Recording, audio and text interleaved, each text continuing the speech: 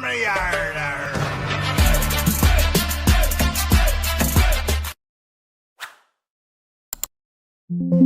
नमस्कार दोस्तों, मैं आपका दोस्त ब्रजमोहन सिंह अपने यूट्यूब चैनल बीबीएन ट्रेडिंग में आपका स्वागत करता हूं। ये वीडियो प्योरली एजुकेशन पर्पज से है। इसमें हम सीपीआर के 15 प्राइजेक्शन पैटर्न को इंट्राडे में सीखते हैं, समझते हैं और अप्लाई करते हैं। उसके लिए हम ये आइडेंटिफाई करते हैं कि इसमें कौन सा पैटर्न बना और उस पैटर्न से क्या रिस्क रिवॉर्ड रेशियो के हिसाब से प्लान किया जा सकता है। तो हम सबसे पहले पैटर्न देख लेते हैं। ये हमारा OD setup, OD rejection, evening star, morning star, pivot pressure trade, virgin CPR, green candle retracement, green candle breakout, red candle retracement, red candle breakout, M reversal, W reversal, gap up rejection, gap down rejection, CPR breakout. Most of ये आपके pattern थे। किसी भी strategy को हम समझने के लिए एक सेटअप, रिस्क मैनेजमेंट और ट्रेडिंग साइकोलॉजी, इन 3 पॉइंटों को विशेष ध्यान रखते हैं और इन्हीं से समय समय पर हम इनमें इम्प्रूवमेंट करते हैं। तो हम तीनों पॉइंटों को डिटेल में हर में समझते हैं। इसके हिसाब से आपकी एंट्री क्या होगी, ठीक है, उसके हिसाब से आपका स्टॉप लॉस क्या होगा और तीसरा पॉइंट आपका टारगेट क्या होगा। ये तीनों पॉइंट, उसके वहाँ में हमारा रिस्क जो है वो कितना होगा, तो हम उसके हिसाब से आप रिस्क को डिवाइड करके चल लेते हैं। कि मान लो हमारा कोई भी है ना, एसएल जो है वो आपका 10 पॉइंट का है, तो पहले आपका रिस्क पर ट्रेड क्या है। जो रिस्क पर ट्रेड मान लिया जाए कि 200 रुपये है, कि मैं एक ट्रेड में 200 रुपये से ज़्यादा नहीं ले सकता। तो हम क्वांटिटी कैसे निकालेंगे, तो क्वांटिटी के लिए जो आपका रिस्क पर ट्रेड है उसमें से आपका जो एसएल करोगे तो ये आपका 20 क्वांटिटी निकल के आ जाएंगी कि हम अपनी 20।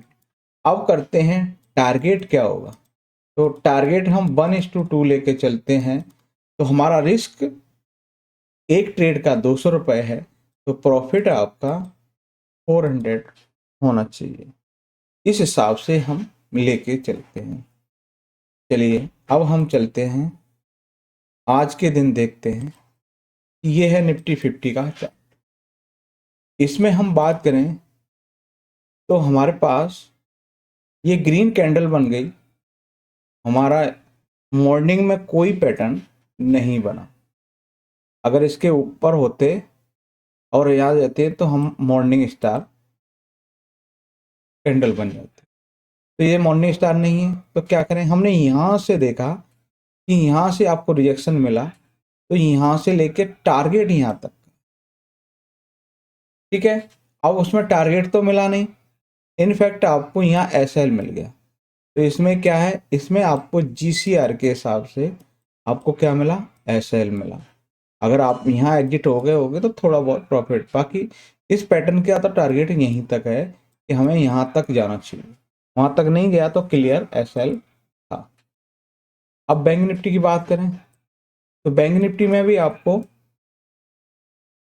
यहाँ से रिजेक्शन अच्छा मिला, परंतु कोई भी पैटर्न था ही नहीं, क्योंकि हम इसके नीचे ओपन होते तो मॉर्निंग स्टार होता, तो मॉर्निंग स्टार है ही नहीं। तो इसमें क्या है, कोई भी पैटर्न है ही नहीं। अब फिर निफ्टी की बात करें, फिर निफ्टी में भी हमारे पास में क्या है, कोई भी पैटर्न नहीं है। जो हमारा 15 पैटर्न का जो स्ट्रेटेजी है उसमें से नहीं है। सेंसेक्स की बात करें तो सेंसेक्स में आपको बताएं कि ये हमारे पास था, ये हमारे पास ओडिस बाई सेल बना था। तो ये इसकी एंट्री यहाँ है और इसके हिसाब से आपका एसएल इसमें हिट हुआ है। तो ये क्या है, ये आपका एसएल हुआ ओडी फॉर सेल के हिसाब से। तो ये क्या है हमारा एसएल, यानी कि दोनों में एसएल, निफ्टी में भी एसएल, यहाँ भी एसएल। अब बात करते हैं Nifty mid cap. Nifty mid cap में क्या है, हमारे पास ये आपका निफ्टी की तरह है। निफ्टी मिड कैप में आपको यहाँ से जीसीआर मिला और जीसीआर के हिसाब से आपको ये आपका एंट्री पॉइंट रहा। टारगेट आपका ये रहेगा। इसमें टारगेट नहीं मिला और इनफैक्ट आपको 1:2 के हिसाब से नहीं तो 1:5 के हिसाब से अगर देखा जाए तो यहाँ आपको जो टारगेट मिला है वो आपको ये है। अगर हम यहाँ की बात करें तो 1:15 के हिसाब से, यानी कि वैसे देखा जाए तो इसमें भी आपको एसएल है। टारगेट आपका या तो 1:2 हो या फिर इस कैंडल का हाई होना चाहिए। इसमें भी क्या है, एसएल। आज पूरा इंडेक्स में या तो नो ट्रेड था या फिर एसएल था। चलिए अब हम देखते हैं जिन में बना है। एक्सिस बैंक जिसमें आरसीआर के हिसाब से आपको देखा जाए और ये टारगेट देता है तो ये यहाँ पर आपको ट्रेड बनता हुआ दिखाई दिया। उसके बाद है डीबी स्लैब जिसमें ओडी सेटअप के हिसाब से आपको यहाँ एंट्री मिलती है। ठीक है, ये आपका एसएल है, इसके मुकाबले आपको यहाँ देखने को मिला। फिर है हमारे पास सिप्ला में ओडी सेटअप के हिसाब से इसमें भी मिला। फिर हमारे पास में इवनिंग स्टार बना था हिंदुस्तान यूनिलीवर, उसके हिसाब से इसमें मूव देखा। फिर है हमारे पास भारत पेट्रोलियम बीपीसीएल में भी आपको ओडी सेटअप के हिसाब से देखा। फिर इक्का लैब में ओडी सेटअप के हिसाब से। फिर है हमारे पास गोदरेज कंज्यूमर प्रोडक्ट में आपका रेड कैंडल ब्रेकआउट के हिसाब से इसमें देखा। फिर डिक्सटॉन में आपका पीपीटी सेटअप के हिसाब से इसमें देखा। फिर हम बात करें दीपक नाइट्रेट जिसमें ओडी सेटअप के हिसाब से मिला।